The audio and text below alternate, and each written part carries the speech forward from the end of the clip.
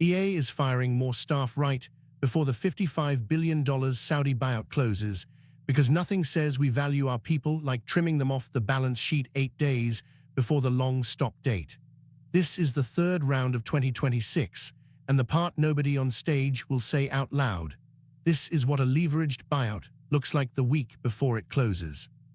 The cuts are landing on trust and safety, customer support, recruiting, and IT in the United States and at the Hyderabad office in India. In plain English, EA is firing the people who keep accounts from getting hijacked and the people you email when your account gets hijacked, which is one of those choices you can only really make as a publicly traded company about to stop being one. The deal itself is the Saudi Public Investment Fund alongside Silver Lake and Jard Kushner's affinity partners, paying about $55 billion to take EA private. The long stop date, which is the contractual deadline for it all to close, is around June 30, so the layoffs are not happening near the deal. They are happening inside the same week. The structure is a leveraged buyout, which is when the buyer loads the company up with debt to buy itself. In this case, it is around $20 billion in debt financing, arranged by JP Morgan, that EA will be quietly carrying the morning after the press release. The new owners are not bringing $20 billion. EA is. Once you remember the debt, the timing of these layoffs stops being mysterious. This is balance sheet hygiene. You shave headcount before you sign, so the new owners inherit a leaner cost line, and so the bankers running interest payment models do not have to redraw their slides. The recruiting team being among the first to go is the giveaway. You do not cut recruiting unless you have no intention of hiring. Here is the part that ages the worst. In the same window, EA's president of enterprise development, Laura Miele, was on stage telling investors that AI has, and I quote, removed some tedium out of their jobs. She was talking about the workers. Some of those jobs are now also removed. Internally, the only framing employees got was a line about adapting how EA works to better meet fans' changing needs. As far as I can tell, no fan has ever written in asking that the trust and safety team be smaller. The phrasing is doing a job here, and the job is making mass layoffs sound like a customer service upgrade. The Hyderabad piece is worth lingering on. EA's India operation has done years of the unglamorous backbone work, the support tickets, the moderation, the QA, the IT, while costing the company a fraction of a US headcount. Cutting there too tells you the goal was never simple offshoring. The goal was just fewer people. The trust and safety cut is the one that should worry players the most. Trust and safety is the team that polices harassment, cheating, predatory contact with minors in chat, and the wider sewer of online play.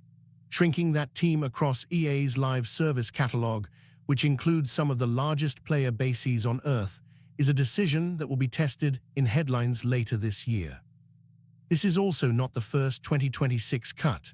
Earlier rounds hit BioWare in January and Battlefield Studios staff this spring, the latter despite Battlefield 6 being one of the best-selling games of last year.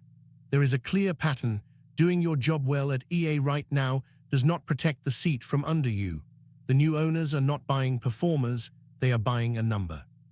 If you want to know how this plays out, watch Microsoft. After it closed the $68.7 billion Activision deal, it laid off around 1,900 staff inside the merged games division. The pattern is so consistent, it is basically a forecast.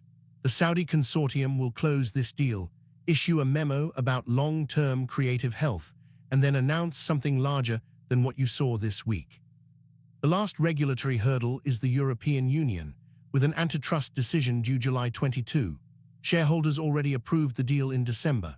So unless Brussels does something out of character, the consortium ends up with about 93.4% of EA, the rest mopped up later, and Saudi Arabia's PIF is the controlling shareholder of FIFA's biggest competitor, The Sims, Madden, Apex, and the entire Battlefield pipeline. Worth keeping in mind, EA's CEO compensation runs about 260 times the median employee salary. So when the memo lands about shared sacrifice and a leaner future, the sacrifice line on the chart is being held up by the people losing their jobs this week, and the future line is being held up by everyone else. The numbers are not subtle. My take, calmly, there is no version of a $20 billion debt load that gets paid down by being nicer to the staff. The AI talk to investors and the layoffs to staff are the same memo with two different audiences. The first wave was the Bioware and Battlefield cleanup. The second was the spring trim. This is the third. Bet on a fourth before Christmas. The one cheap consolation is that this is now legible.